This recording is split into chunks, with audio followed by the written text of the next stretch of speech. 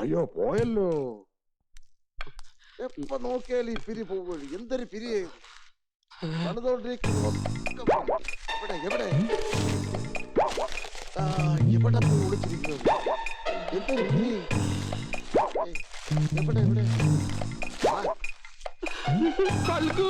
അയ്യോ എന്റെ തല പൊളിഞ്ഞേ. എടാ ഫൽഗു, നിനക്ക് സുഖം തന്നെയാണോടാ? അണ്ണൻ ഉടനെ പോന്നോ? ഉടനെയോ? ഞാനിവിടുന്ന് പോയിട്ട് 10-15 ദിവസമായല്ലോടാ. അതുപോലും നിനക്ക് ഓർമ്മയില്ലയോ? എന്റെ ശ്രീപത്മനാഭന്റെ പിരി പോയല്ലോ. പിരി പോയി. തപ്പായിരുന്നു. അത് തപ്പിയാ ഇനി എവിടെ കിട്ടാനാടാ? ഒരിക്കൽ പോയാ പോയതല്ലയോ? അക്രമം തുടങ്ങി. ശ്രീപത്മനാഭ പ്രഭാകര, ആളും പേരും വരുന്ന ഇറയത്ത് എവരെ ഇങ്ങനെ കയറൂരി വിട്ടാലോ? എടാ പ്രഭാകര, ഇതെപ്പ എത്തി? നീ ഒരു മോനാണോടാ?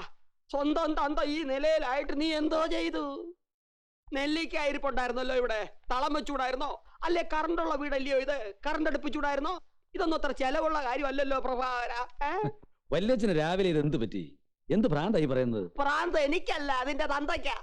അത് നീ മനസ്സിലാക്കിയില്ല. പക്ഷെ പാവം സഹദേവൻ മനസ്സിലാക്കി. അപ്പം വിവരം വെളുപ്പിനെ എന്നോട് പറയുന്നത്. അല്ലെങ്കിൽ രാത്രിയിലേക്ക് പോകുന്നതിന്. ആരെ കിടന്ന് കാറിന്റെ ഹോൺ അടിക്കുന്നത്? ഞാൻ വന്ന കാറാ. വല്യച്ഛൻ കാറും പിടിച്ചാണോ വന്നിരിക്കുന്നത്? പിന്നല്ലയോ, ആ പാവം സഹദേവൻ വെളുപ്പിനെ തേരാ പാര അലഞ്ഞു പിടിച്ചു തന്നാ.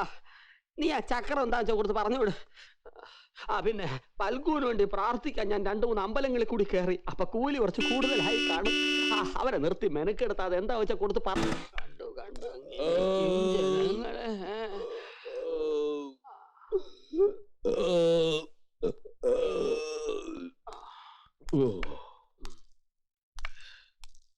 അവള് വന്നില്ലയോ? ഡോക്ടർ അകത്തേക്ക് പോയി ഇരിക്കാൻ പറഞ്ഞു. എന്തോ അസുഖമേ? അതറിയാനാ ഇങ്ങോട്ട് വന്നത്. ഇവിടുന്നൊന്നും അറിയാനില്ല. നല്ല ഏമ്പക്കം. വയസ്സിപ്പോ എന്തുവായി? 68 നടപ്പായി. ഭക്ഷണമൊക്കെ എങ്ങനാ? നല്ല പോലെ കഴിക്കും. ഒരു കുഴപ്പമില്ല. അതാ കുഴപ്പം. ഈ പ്രായത്തില് വാരി വലിച്ച് തിന്നരുത്. നമ്മുടെ പല്ല് എപ്പ കൊഴിയാൻ തുടങ്ങുന്നു അപ്പം മുതൽ കട്ടി ആഹാരം നിർത്തണം. അതിനു വേണ്ടിയിട്ടല്ലയോ ദൈവം മനഃപൂർവ്വം പല്ല് തല്ലി കൊഴിക്കുന്നത്. എന്നാലും ഓരോരുത്തന്മാരുള്ള പല്ലും വെച്ച് കാളയും പോത്തിനെയും വെട്ടി അങ്ങ് വിഴുങ്ങും. അപ്പൊ അമ്മാവന് ഇതൊന്നും കഴിക്കത്തില്ലയോ? അതിന് എന്റെ പല്ല് കൊഴിഞ്ഞിട്ടില്ലല്ലോ. ഈ 32 എണ്ണവും ഉണ്ട്. വയറ്റിന്ന് പോകുന്നുണ്ടോ? രാവിലെയും വൈകുന്നേരവും 2 നേരം മുടങ്ങാതെ പോകുന്നുണ്ട്. അതൊരു പോക്കല്ല. ഈ പ്രായത്തിൽ കുറഞ്ഞത് 3 നേരമെങ്കിലും പോണം. 3 നേരം? മൂന്നാമത് എപ്പോഴാ? വെളുപ്പിന് ഒരു 2-2:30 മണിക്ക്. അത് അയ്യത്തായ ഉത്തമം. കാറ്റ് തട്ടുന്നത് നല്ലതാ. ആ സമയത്ത് എങ്ങനെയാ ഉണരുന്നേ? അത് അലാറം വെച്ച് ഉണരണം. ശീലമായ തനിയെ ഉണർന്നുള്ളൂ. ഞാൻ അങ്ങനാ. ഇനിയും വരുവോ? ഇവിടെ തന്നെ 2 ഡാക്ടർമാരുണ്ട്. 2 പേരുടെ ഞാൻ മരുന്നൊന്നും വാങ്ങി കഴിക്കത്തില്ല. അല്ലേ തന്നെ വെറുതെ എന്തിനാ ഇംഗ്ലീഷ് മരുന്ന് വാരി വലിച്ച് തിന്നുന്നേ? മുഴുവൻ വിഷമല്ലയോ? ആന്നോ? പിന്നല്ലയോ. എന്ത് അസുഖം എന്ന് പറഞ്ഞാലും കുറെ ഗുളികയ്ക്ക് എഴുതി തരും. അത് കഴിച്ച അസുഖം മാറും. പകരം വേറൊരെണ്ണം വരും. അപ്പൊ വേറെ നിറത്തിലുള്ള ഗുളിക തരും.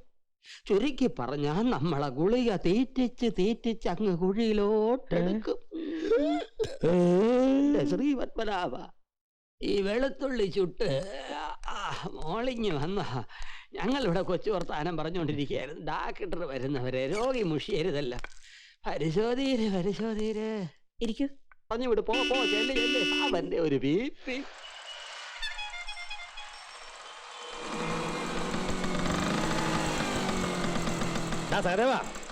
ചെറ്റത്തരം കാണിക്കരുത് പറഞ്ഞേക്കാം. വല്യച്ഛനെ വീട്ടിൽ നിന്ന് ഇറക്കാൻ വേണ്ടി നീ എന്താണ് എന്നെ വേണമെന്ന് പറഞ്ഞത്? ഞാൻ അന്നേ ചിറ്റപ്പനോട് പറഞ്ഞല്ലോ കളി തീർന്നിട്ടില്ലാന്ന്. പോട്ടെ. അന്ന് ചിറ്റപ്പൻ ഗോൾ അടിച്ചു. പക്ഷെ ഇപ്പൊ പന്തെന്റെ കോർട്ടില്ല. ഞാൻ ഗോൾ അടിച്ചോണ്ടേ ഇരിക്കും. ഗോൾ അടിച്ചോ? പക്ഷെ കളിക്ക് ഒരു അന്തസ്സുഖം. ലക്ഷ്യമാണ് പ്രധാനം, മാർഗം ഒരു പ്രശ്നമേ അല്ല. അതെ എടാ, ഒരു കോഴി കൂകൊണ്ടൊന്നും നേരം വെളുക്കാൻ പോകുന്നില്ല. അതെനിക്കും അറിയാം. ഒരുപാട് കോഴികൾ ഒരുമിച്ച് കൂന്നതുകൊണ്ടാ നേരം വെളുക്കുന്നത്. നമ്മളത് കേൾക്കുന്നില്ലെന്നേ ഉള്ളൂ. നിന്ന് സമയങ്ങളാ ചിറ്റപ്പൻ പൊക്കോ. ഒരുപാട് രോഗികൾ കാത്തിരിക്കുന്നുണ്ടാവും. അപ്പൊ നീ വല്യച്ഛനെ വീട്ടിലേക്ക് വിളിച്ചോണ്ട് പോകത്തില്ലല്ലേ? ഇപ്പൊ മലയാളത്തിലല്ലേ ഞാൻ ഇല്ലാന്ന് പറഞ്ഞത്. എന്റെ കുടുംബ സമാധാനം തൊലച്ചേ നീ അടങ്ങൂ. അതെ, എനിക്ക് ക്രമസമാധാനമാണ് വലുത്. ചിറ്റപ്പ ഇവിടെ ഇങ്ങനെ നിന്ന് ട്രാഫിക് ബ്ലോക്ക് ഉണ്ടാക്കുള്ളൂ. മോനെ, എപ്പോഴും ഇങ്ങനെ പൊക്കത്ത് നിൽക്കാമെന്ന് നീ വിചാരിക്കല്ലേ. ഇല്ല ചിറ്റപ്പ, എനിക്ക് ഈ മാസം കൂടിയുള്ളൂ ട്രാഫിക് ഡ്യൂട്ടി.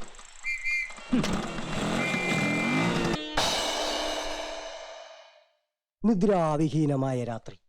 ഒരു ചെറ്റ കുടിലാണെങ്കിലും മുക്കാലയുടെ മനസ്സ് നിറയെ മുക്കാബിലയെ കുറിച്ചുള്ള സ്വപ്നങ്ങളായിരുന്നു. മാളിക മുകളിലാണെങ്കിലും മുക്കാബിലയുടെ മനസ്സിലും മുക്കാല നിറഞ്ഞു നിന്നു. അവൾ പാടി, മനസ്സു മനസ്സിന്റെ കാതിൽ ആരോ വരുന്നുണ്ടെന്ന് തോന്നുന്നു. പ്രോഗ്രാം മുഖ്യതായിരിക്കും. ഇത് തന്നെ ജോലി. യാതൊരു ക്ഷേത്രത്തിൽ നിന്നാ എന്നത്തേക്കാ പ്രോഗ്രാം വേണ്ടത്? ഞങ്ങൾ ബാങ്കിൽ നിന്നാ. ഓ, ബാങ്കിന്റെ വാർഷികമാണോ? അകത്തോട്ടിരിക്കാലോ. ഞങ്ങൾ മിസ് കൗസല്യെ കാണാൻ വന്നതാ. അതിന് അവളല്ലല്ലോ പരിപാടിക്ക് പോകുന്നത്, ഞാനല്ലേ. മംഗളൻ മങ്ങുമ്പ് പ്രോഗ്രാം ബുക്ക് ചെയ്യാനല്ല, പിന്നെ കൗസല്യ ബാങ്കിൽ നിന്ന് എടുത്ത ലോണിനെ പറ്റി സംസാരിക്കാനാ. എടി കൗസല്യേ, എടി നീ പശുവിനെ മേടിക്കാനെടുത്ത കാശിന് ആള് വന്ന് നിൽക്കുന്നു. ചുമ്മാ പ്രാക്ടീസ് ചെയ്യാൻ സമ്മതിക്കില്ല. അയ്യോ സോറി, ഞാൻ അകത്ത് ലേശം ജോലിയിലായിരുന്നു. സാർ പുതിയതായിട്ട് വന്ന മാനേജർ ആണല്ലേ? ഇരുന്നാട്ടെ. നിങ്ങൾ സ്വയം തൊഴിൽ പദ്ധതി പ്രകാരം 25,000 രൂപ ലോൺ എടുത്തിട്ട് 2 വർഷം കഴിഞ്ഞു. ഇപ്പോഴത് പലിശ ഉൾപ്പെടെ 35,000-ന് മുകളിലായി. എന്നിട്ട് ഇതുവരെ ഒരു ഇൻസ്റ്റാൾമെന്റ് പോലും അടച്ചില്ലല്ലോ. അയ്യോ, അടയ്ക്കാൻ ബുദ്ധിമുട്ടാ. അത് ഞാൻ മുമ്പിരുന്ന മാനേജറുടെ മുഖത്ത് നോക്കി പറഞ്ഞാണല്ലോ. നിങ്ങൾ തന്ന 25,000 രൂപയ്ക്ക് ആകെ കിട്ടിയത് 3 പശുവിനെയാ. അതിന് എല്ലാത്തിനെയും കൂടെ ഞെക്കി പിഴിഞ്ഞ ചോരയും ചേർത്ത് 6 ലിറ്റർ പാലാ കിട്ടുന്നത്. അതിൽ പിന്നെ വെള്ളവും ചേർത്ത് 12 ലിറ്റർ ആക്കി വിറ്റാലും കച്ചിയും പിണ്ണാക്കും വാങ്ങിക്കാനുള്ള കാശ് പോലും കിട്ടത്തില്ല. ബാങ്കിൽ നിന്ന് വായ്പ എടുത്തിട്ട് ഇപ്പൊ ഇങ്ങനെ പറയുന്നത് ശരിയാണോ സിസ്റ്ററെ? പ്രീ ഡിഗ്രി വരെ പഠിച്ച് എനിക്കൊരു ജോലി തരാനോ ഈ സർക്കാരിനെ കൊണ്ട് കഴിഞ്ഞില്ല. അഥവാ ജോലി തന്നിരുന്നെങ്കിൽ തന്നെ ശമ്പളമായിട്ട് ഇപ്പൊ എത്ര രൂപ തരേണ്ടി വന്നേനെ? അത് മാത്രം ക്ഷാമബത്ത, provident fund, increment, festival allowance, ഇതൊക്കെ വേറെ. ഇതൊന്നും ഞാൻ ചോദിക്കുന്നില്ലല്ലോ. വെറും 25,000 ഉലുവയും തന്നിട്ട് അത് തിരിച്ചു പിരിക്കാൻ നടക്കുന്നത് നാണം കെട്ട ഏർപ്പാടാ. സിസ്റ്റർ എന്തൊക്കെ പറഞ്ഞാലും ബാങ്ക് തന്ന വായ്പ തിരിച്ചു കിട്ടിയേ പറ്റൂ. ഞങ്ങളെ വെറുതെ ജപ്തി നടപടിയിലേക്ക് വലിച്ചടക്കരുത്. വരൂ. ചേടാ, ഇവർക്ക് കാര്യം പറഞ്ഞിട്ട് മനസ്സിലാകത്തില്ലെന്ന് വെച്ചാ അയ്യാടാ ജപ്തി. അല്ല എന്റെ ഭഗവതി, ആരായി വരുന്നേ? ഇന്നലെ ഈ വല്യണ്ണന്റെ കാര്യം ഞാനിവിടെ പറഞ്ഞതേ ഉള്ളൂ. ഉണത്തെ അകത്ത് ബഹളമൊന്നും കേൾക്കുന്നില്ലല്ലോ. നിന്റെ കെട്ടിയൊരു മോനില്ലേ അവിടെ? അവര് മുങ്ങിയോ? അല്ല, മുങ്ങിക്കുളിക്കാൻ രണ്ടുപേരും പുഴയിലോട്ട് പോയിരിക്കുക. ആഹാ, അപ്പൊ ഉടനെ തിരിച്ചെത്തും. താമസിക്കത്തില്ല. വന്നാലുടനെ ഞാൻ മങ്ങളിനെ വിട്ട് കുറച്ച് പുഴമീ വാങ്ങിപ്പിക്കാം. അത് വറക്കണോ കൊടമ്പുളിയിട്ട് വെക്കണോ? അവൻ കൊണ്ട് വന്ന കൊടംപുളിയിട്ട് വറുത്തരച്ച് വെക്കേ. ഓ, അതാവുമ്പോ നാളത്തേക്കും കൂടെ എടുക്കാവല്ലോ. അല്ല, വല്യണ്ണൻ ഇത് എവിടെയായിരുന്നു? പ്രഭാകരന്റെ അങ്ങോ ദേവയാനിയുടെ അങ്ങോ? രണ്ടിടത്തും ഉണ്ടായിരുന്നു. ചെന്നില്ലേ പരാതി, ചെന്നാലോ പിന്നിട്ട് വിടത്തുമില്ല. നിന്നെയും പിള്ളേരെ കാണണമെന്ന് കുറെ ദിവസമായിട്ട് വിചാരിക്കുക. അവിടുന്ന് എന്നെ ഒന്ന് വിടണ്ടേടി. വല്യണ്ണൻ എന്തിനാ വയസ്സുകാലത്ത് അങ്ങോട്ടും ഇങ്ങോട്ടും അലയുന്നത്? ഉള്ളതിൽ പങ്കുപറ്റി ഇവിടെ അങ്ങ് കഴിയരുതോ? ആ, അതാ ഞാനും ഇപ്പൊ ആലോചിക്കുന്നേ. അയ്യോ, വല്യമ്മാവൻ വന്നേ. എത്തിയോ? അല്ല, വല്യമ്മാവ ഇതെപ്പോ വന്നു? അളിയൻ ആകെ അങ്ങ് ഓഞ്ഞു പോയല്ലോ. ഞാൻ ഓഞ്ഞിരുന്നാലെന്താ, അളിയൻ ചേർത്തിരിക്കുമല്ലയോ. ഇതിലിനി എണ്ണ ചേർക്കാനാ? എന്തിനാടാ കുളിക്കാൻ പോകുമ്പോഴേ ഈ വേഷം? എവിടെ വെച്ചാ എപ്പോഴാ പരിപാടി വരുന്നതെന്ന് പറയാൻ പറ്റില്ലല്ലോ. നമ്മൾ തയ്യാറായിരിക്കണ്ടേ? എന്റെ പുതിയ കഥ റെഡി ആയിട്ടുണ്ട്. മുക്കാബല.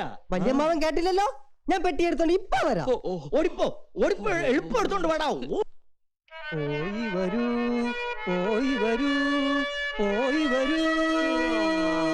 അയ്യോ, മതി മംഗള, നിർത്ത്. അത് ഇന്റർവെൽ ആയതല്ലേ ഉള്ളൂ.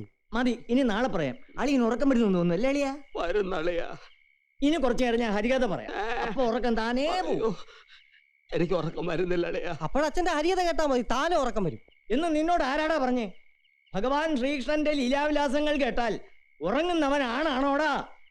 കയ്യാലപ്പെടുത്തിക്കുന്ന തേങ്ങ പോലെ അങ്ങോട്ടോ ഇങ്ങോട്ടോ പരുത്തിക്കണ അമ്മാവന് അച്ഛന്റെ ലീലാവിലാസം കേട്ട രക്തസമ്മർദ്ദം കൂടും, ആള് തട്ടിപ്പോവും. മറക്കാൻ കഴിയുമോ പ്രേമം? മനസ്സിൽ വരയ്ക്കും വർണ്ണചിത്രങ്ങൾ അത്ര പെട്ടെന്ന് മറക്കാൻ കഴിയുമോ അമ്മാവന്? എന്റെ ശ്രീപത്മനാഭ, അറിഞ്ഞുകൊണ്ട് ഒരു ദ്രോഹം ഞാൻ ആർക്കും ചെയ്തിട്ടില്ല.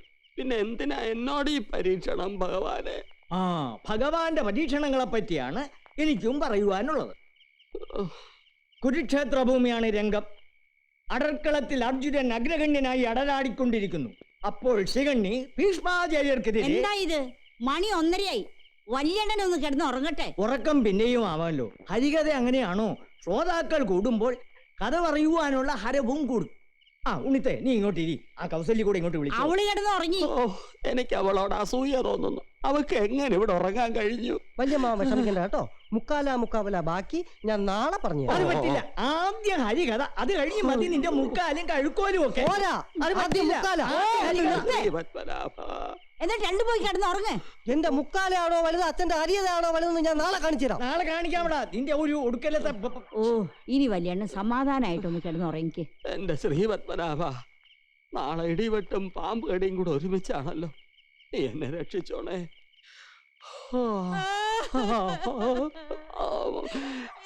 എന്താ എന്തിനാണ് തെനി കരയുന്നേ?